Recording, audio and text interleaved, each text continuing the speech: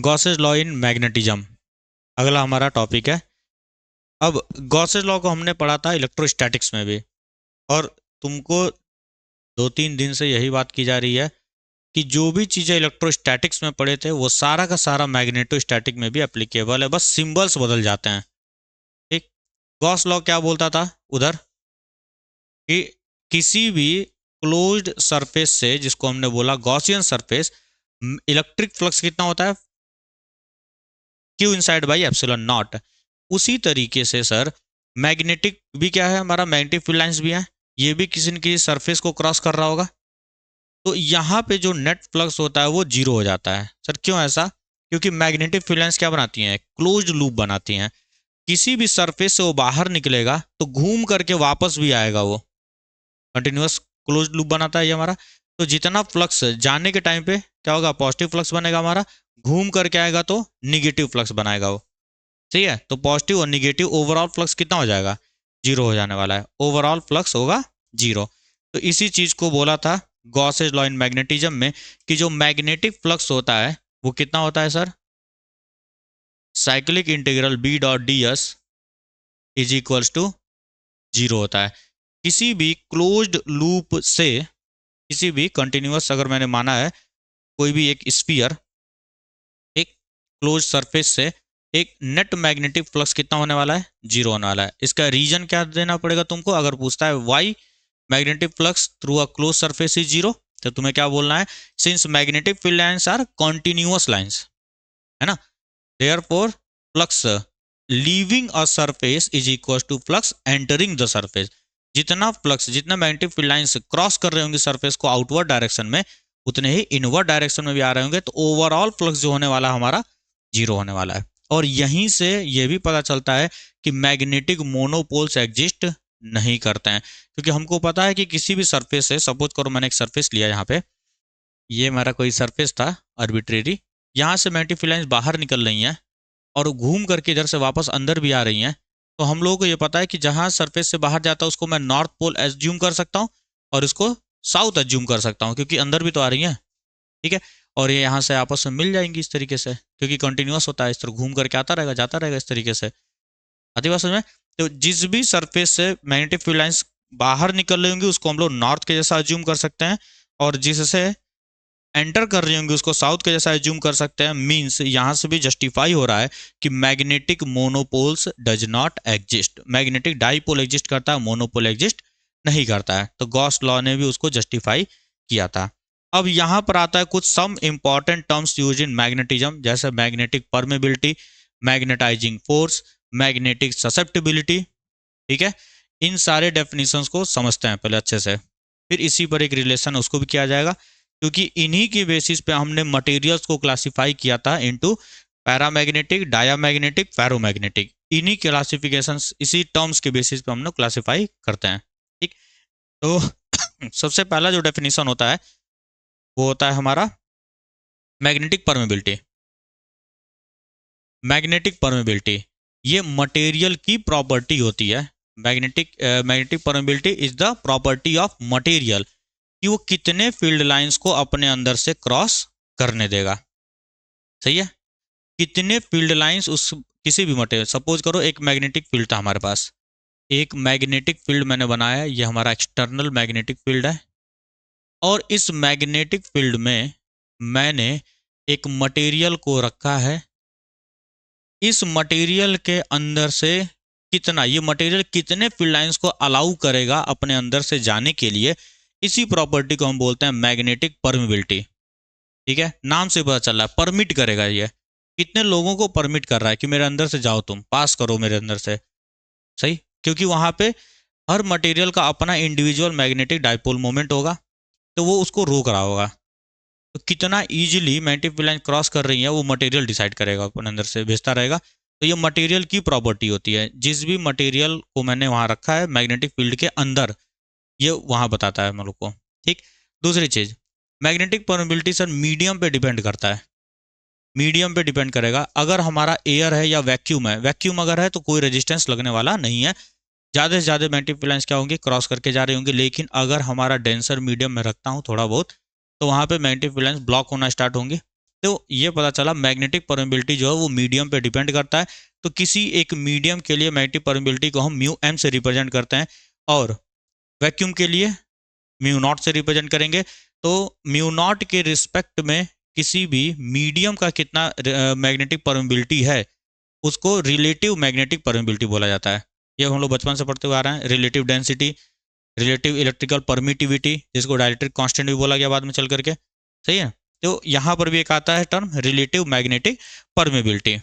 Relative magnetic permeability, relative magnetic permeability जिसको हम mu R से रिप्रेजेंट करेंगे, और ये एक मीडियम में उस मटेरियल की प्रॉपर्टी बताएगा जो अलाउ करेगा मैग्नेटिक फील्ड लाइंस को अपने अंदर से जाने के लिए। म्यू आर से रिप्रेजेंट करेंगे, और ये क्या होता है, medium by with respect to free space. Relative permeability of medium with respect to free space. जैसे रिलेटिव डेंसिटी निकालते थे तो किसके रिस्पेक्ट में देखते थे, वाटर के केस में अगर बात की जाए तो वाटर के, लिक्विड के केस में अगर बात करते हैं वाटर के केस में, और गैसेज केस में बात की जाए तो किसको मानते हैं जनरल रेफरेंस को, एयर को मानते हैं हम लोग। बात समझ आ रही है ना। जब भी फ्लूइड में अगर हमें गैसेस से बात करना होगा, गैसेस के रिलेटेड बात करनी होगी, तो वहाँ पे जो भी रिलेटिव टर्म लेते हैं हम वो एयर के रिस्पेक्ट में लेते हैं या वैक्यूम के रिस्पेक्ट में लेते हैं, और अगर लिक्विड्स में बात करनी होगी तो वाटर के रिस्पेक्ट में लिया जाता है। एक किसी न किसी को डेटम बनाना पड़ेगा, रेफरेंस बनाना पड़ेगा, उसी के संदर्भ में हम चीज़ों को पढ़ते हैं। अगली जो हमारे वो होता है मैग्नेटाइजिंग फोर्स। अगला जो डेफिनेशन होता है हमारा वो होता है मैग्नेटाइजिंग फोर्स और मैग्नेटिक इंटेंसिटी। नाम से पता चल रहा है कि किस हद तक किसी भी मटेरियल को ये मैग्नेटाइज कर पाएगा। To what extent a material can be magnetized by magnetic field. ये किसकी ताकत बताता है, मैग्नेटिक फील्ड की ताकत बताता है। पहले वाला किसकी ताकत बताता था, मटेरियल की प्रॉपर्टी बताता था, कितने लोगों को पास करवाएगा अंदर से। अब मान लो कि ये मटेरियल एकदम ढीला ढाला है, मैग्नेटिक परमेबिलिटी इसकी बहुत सही है, बहुत ज़्यादा लोगों को परमिट करवाएगा ये मैग्नेटिक फील्ड लाइंस को, लेकिन जो मैंने एक्सटर्नल मैग्नेटिक फील्ड रखा उसके अंदर ही ताकत नहीं था जो उसके अंदर से जा पाए। पॉसिबिलिटी है। तो मैंने इसके स्ट्रेंथ को तो पढ़ लिया, इसकी प्रॉपर्टी को मैंने पढ़ लिया, मटेरियल की प्रॉपर्टी। अब मुझे फील्ड लाइंस की प्रॉपर्टी को देखना है कि फील्ड लाइंस के पास भी, फील्ड लाइन जो मैग्नेटिक फील्ड लाइन बनेगी उसके पास भी ताकत होनी चाहिए कि वो क्या करे, मैग्नेटिक डाइपोल्स को अलाइन कर सके एक डायरेक्शन में। क्योंकि जब तक ये डायरेक्शन में अलाइन नहीं होंगे तब तक मैग्नेटिक प्रॉपर्टीज आएगी नहीं उसके अंदर। हरी बात समझ ना। डायमैग्नेटिक, पैरामैग्नेटिक, फेरोमैग्नेटिक वो मटेरियल्स थे जिसमें बहुत अच्छा अलाइनमेंट होता है, वो उतना ही अच्छा मैग्नेट बन जाता है हमारा। तो डाइपोल मोमेंट का ही सारा खेल है। इलेक्ट्रिक डाइपोल मोमेंट अगर सेम डायरेक्शन में है, जैसे इलेक्ट्रॉन्स आर्बिट्रेरी घूम रहे थे, फ्री इलेक्ट्रॉन्स सिंगल डायरेक्शन में आए तो करंट बना। अब जितना ज़्यादा से ज़्यादा सिंगल डायरेक्शन में जाएंगे उतना ज़्यादा ज़्यादा करंट बनेगा हमारा। तो वही सेम चीज़ यहाँ पर भी है।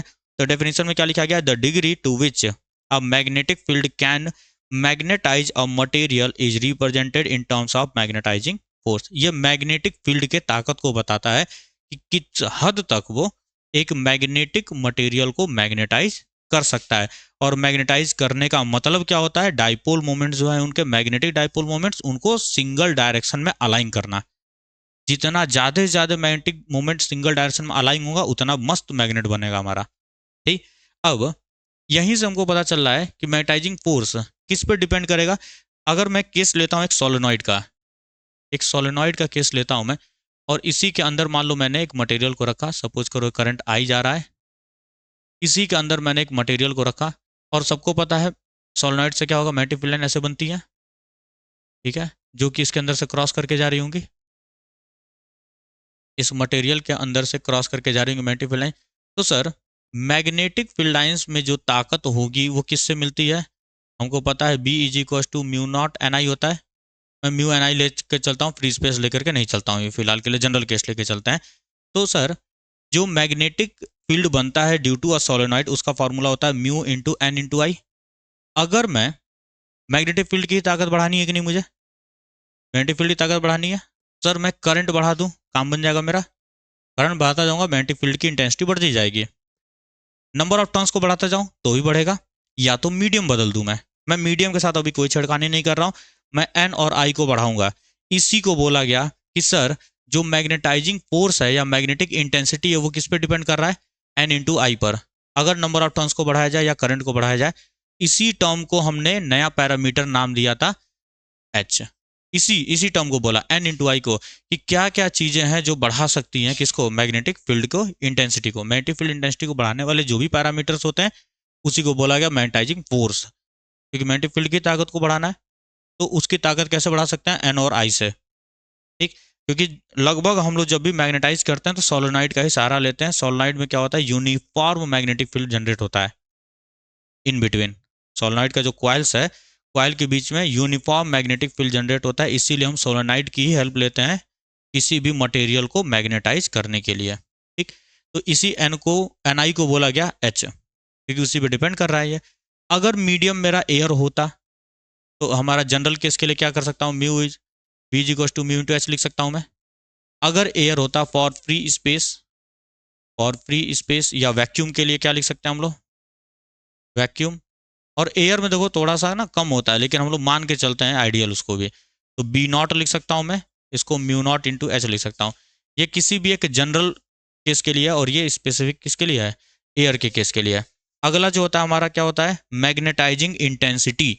मैग्नेटाइजिंग इंटेंसिटी अगला डेफिनेशन होता है, मैग्नेटाइजिंग इंटेंसिटी, जिसको हम लोग कैपिटल एम से रिप्रेजेंट करते हैं या तो कैपिटल आई से रिप्रेजेंट करते हैं।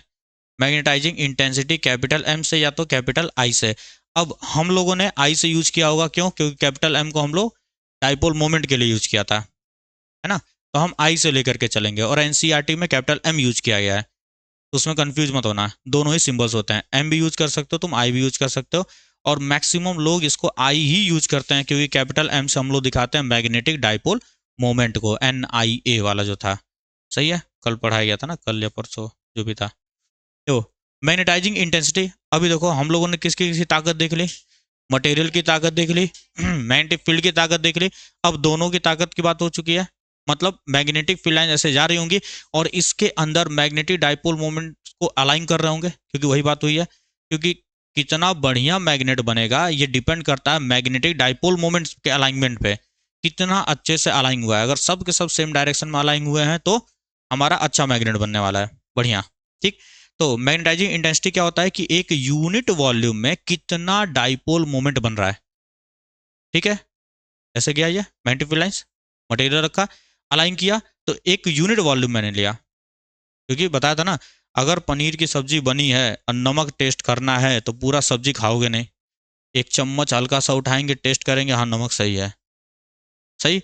उसी तरीके से सर एक मैग्नेट को मैंने रखा इन एक्सटर्नल मैग्नेटिक फील्ड, तो एक उस मैग्नेट का मैं पर यूनिट वॉल्यूम, एक छोटा सा वॉल्यूम उठाऊंगा, उसमें देखूंगा कि कितने मैग्नेटिक डाइपोल मोमेंट्स अलाइन हुए हैं सेम डायरेक्शन में, क्योंकि यूनिफॉर्म होगा वो, उतने की स्टडी करूंगा।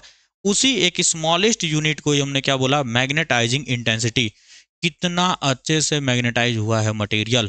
ठीक है, तो मैग्नेटाइजिंग इंटेंसिटी क्या हो जाएगा कि कितनी इंटेंसिटी है एक पर यूनिट वॉल्यूम में मैग्नेटाइजेशन की, कितनी इंटेंसिटी है एक पर यूनिट वॉल्यूम में मैग्नेटाइजेशन की।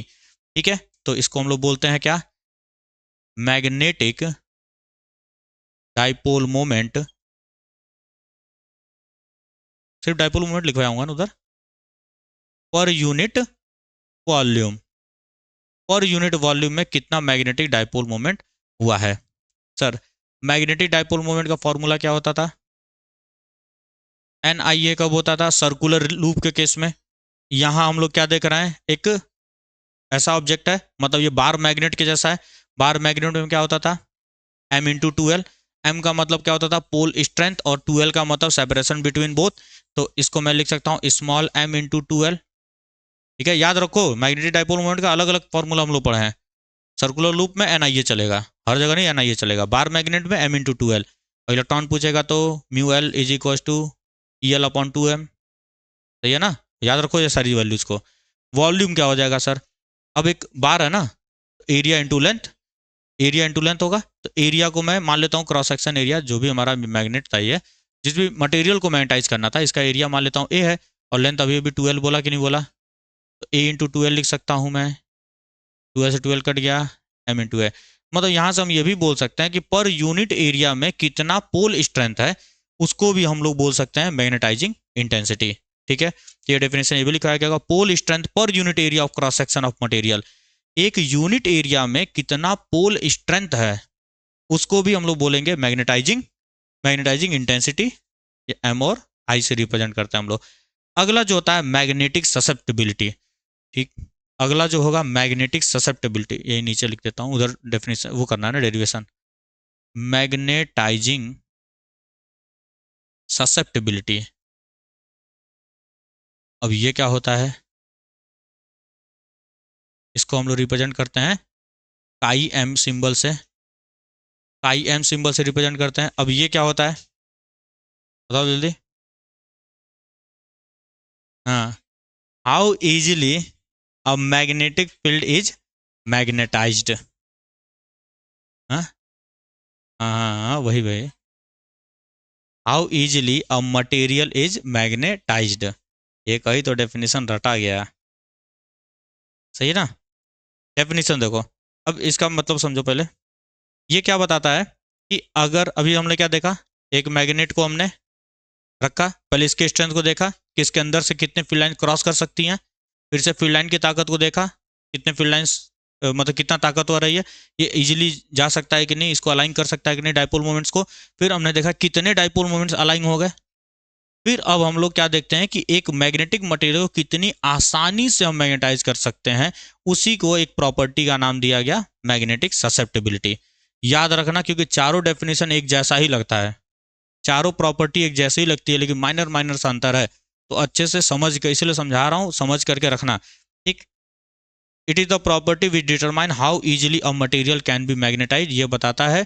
ये भी किसकी प्रॉपर्टी होती है, मटेरियल की प्रॉपर्टी होती है। ठीक है ना, कि कितना इजीली ये मैग्नेटाइज हो सकता है, कितना इजीली ये मैग्नेटाइज हो पाएगा। अगर सारा पैरामीटर्स को अगर मैंने सही रखा है, तो किस हद तक मैं मैग्नेटाइज कर पाऊंगा उसको, मैक्स टू मैक्स कितना मैग्नेटाइजेशन पॉसिबल है उसके अंदर, ये बताता है हमारा मैग्नेटिक ससेप्टिबिलिटी। और ये किसका रेशियो होता है सर, इंटेंसिटी मैग्नेटाइजेशन अपॉन में। क्योंकि देखो समझो यहाँ से कि सर मैं कितना मैग्नेटाइजिंग फोर्स दे करके कितना इंटेंसिटी जनरेट कर रहा हूँ उसके अंदर, ये बात होगा कि नहीं होगा। क्योंकि कितना इजीली मैग्नेटाइज हो रहा है, इजीली मैग्नेटाइज होने का मतलब है कि कम से कम फोर्स दे करके, मैग्नेटाइजिंग फोर्स कम से कम फोर्स दे करके मैं चाहता हूं पर यूनिट वॉल्यूम ज्यादा से ज्यादा मैग्नेटिक डाइपोल मोमेंट्स अलाइन हो जाए।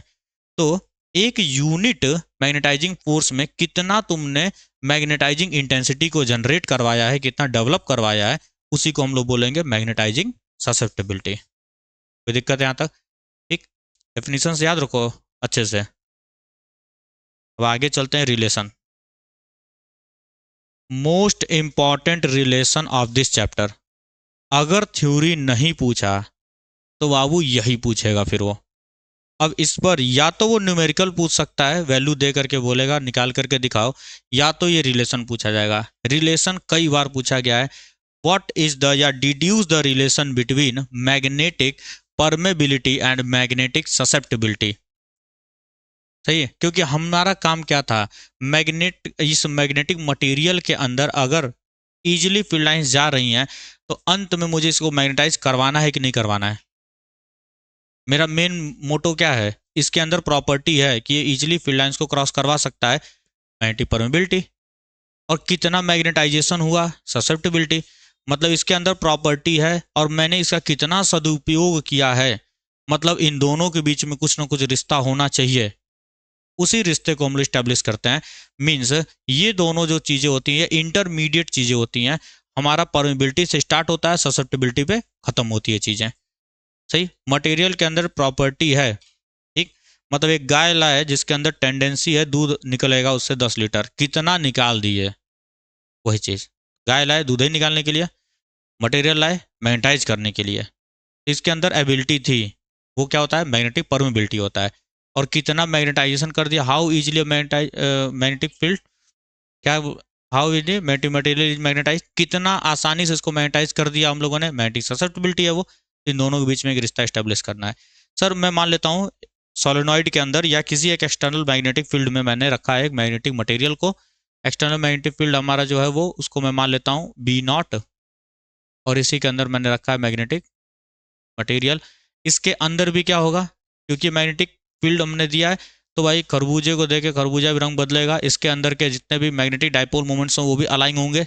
सेम डायरेक्शन में, तो यहाँ भी एक मैग्नेटिक फील्ड इंड्यूस होगा जिसको मैं बी एम लिख सकता हूँ कि नहीं। जो नॉमेनक्लेचर लिखवाया हूँ वही बता रहा हूँ मैं। तो ओवरऑल ओवरऑल इस पूरे जगह पे कितना मैग्नेटिक फील्ड दिखाई दे रहा होगा, ये तो ताई, और ये भी एक थोड़ा सा सपोर्ट दे रहा होगा कि नहीं, थोड़ा सा ये भी सपोर्ट दे रहा होगा।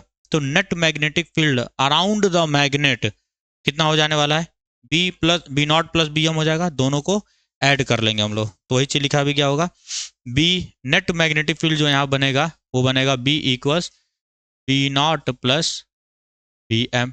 अब बाबू एक चीज देखो, ये बी नॉट क्या था, एक्सटर्नल मैग्नेटिक फील्ड था कि नहीं, एक्सटर्नल मैग्नेटिक फील्ड था, जो कि किसने प्रोड्यूस किया, सोलेनॉइड ने, सोलेनॉइड के अंदर ही रखा है मान लो, सोलेनॉइड प्रोड्यूस किया। तो ये बी नॉट किस पे डिपेंड कर रहा है सर, सोलेनॉइड वाला कंडीशन है, मतलब ये म्यू नॉट इंटू एच लिख सकता हूँ कि नहीं मैं इसको, म्यू नॉट इंटू एच लिख सकते हैं हम लोग, क्यों, क्योंकि ये हमारा क्या है, एक्सटर्नल वाला है, मीन्स मैग्नेटाइजिंग फोर्स है ये, या मैग्नेटिक इंटेंसिटी है ये, तो मैं इसको क्या लिख सकता हूँ, म्यू नॉट इंटू एच लिख सकता हूँ, प्लस ये बी एम क्या है, बी एम का मतलब कि मटेरियल के अंदर मैग्नेटाइज हुआ है कि नहीं, बी एम का मतलब क्या है, ये मैग्नेटिक फील्ड कहाँ आया है, मैग्नेट के अंदर आया है, मैग्नेट के अंदर आया है, मतलब मैग्नेटाइजिंग इंटेंसिटी है कि नहीं है ये मैग्नेटाइजिंग इंटेंसिटी है, कि कितना इजीली, कितना हमने क्या किया, पर यूनिट वॉल्यूम में कितना डाइपोल मोमेंट को क्रिएट किया है, तभी तो यह होगा, ये इंडिविजुअल डाइपोल मोमेंट जब मिले तब ये बीएम बना है,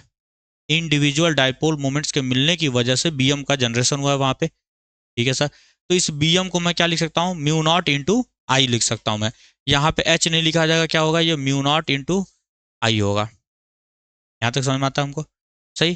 तो यहाँ पे और आई को मैं क्या लिख सकता हूँ, काई एम इंटू एच लिख सकता हूँ कि नहीं, यहाँ से रिलेशन स्टेब्लिश है हमारा, तो म्यू नॉट कॉमन ले लेता हूँ, ये एच प्लस आई की जगह में लिख सकता हूँ एच इंटू काई एम, तो एच इंटू काई एम लिख सकते हैं हम लोग, यहाँ पे बी चल रहा है, कोई दिक्कत, सही जा रहा है एकदम। एच एच अगेन कॉमन होगा, तो बी इज इक्वल टू क्या हो जाएगा, ये mu naught H one plus chi M. अच्छा यहाँ आई लिखा है, समझ में आया ना, ये क्या लिख रहा है हम लोग, मैग्नेटिक फील्ड किसकी वजह से प्रोड्यूस हो रहा था, क्या, किसकी वजह से प्रोड्यूस हो रहा था, यहाँ पे जो ये मैग्नेटिक फील्ड आया वो एच पे डिपेंड कर रहा था, जिसको मैंने पैरामीटर बोला था म्यू टू एन आई, ये बोला गया था। लेकिन ये मैग्नेटिक फील्ड जो अंदर जनरेट हो रहा है कि नहीं, इसको जनरेट करने वाला कौन है, डाइपोल है ना, करंट कहाँ से है, करंट तो सोलेनॉइड के अंदर क्रॉस कर रहा हूँ कि मटेरियल के अंदर क्रॉस करा रहा हूँ मैं, करंट सोलेनॉइड के अंदर क्रॉस जा रहा है, तो सोलेनॉइड में आई करंट की वजह से, ये एक्सटर्नल मैग्नेटिक फील्ड जो है बी नॉट, ये प्रोड्यूस हो रहा था किसकी वजह से, करंट की वजह से, और उसी एन आई को मैंने एच बोला था, ये आई का मतलब ये करंट नहीं है, ये करंट नहीं है, ये है मैग्नेटाइजिंग इंटेंसिटी, या तुम ऐसा समझो कि मैग्नेटिक फील्ड को प्रोड्यूस कौन करवा रहा है, यहाँ अंदर जो मैग्नेटिक फील्ड प्रोड्यूस हुआ है वो मैग्नेटाइजिंग इंटेंसिटी की वजह से प्रोड्यूस हुआ था, कि एक पर यूनिट वॉल्यूम में कितने मैग्नेटिक डाइपोल मोमेंट्स अलाइन हुए हैं, इसकी वजह से ये वाला बी एम जो मैग्नेटिक फील्ड बना है वो मैग्नेटाइजिंग इंटेंसिटी की वजह से बनाया गया है, न कि एच। एच का मतलब क्या था, करंट एन आई, करंट का कोई रोल नहीं है, करंट का रोल था सिर्फ और सिर्फ मैग्नेटिक फील्ड एक्सटर्नल देने के लिए, अंदर जो जनरेट हुआ है वो किसकी वजह से हुआ है, इंटेंसिटी की वजह से, मैग्नेटिक डाइपोल मोमेंट्स के अलाइनमेंट की वजह से हुआ है, तो मैं उसका पैरामीटर लेकर के चलूंगा कि नहीं चलूंगा,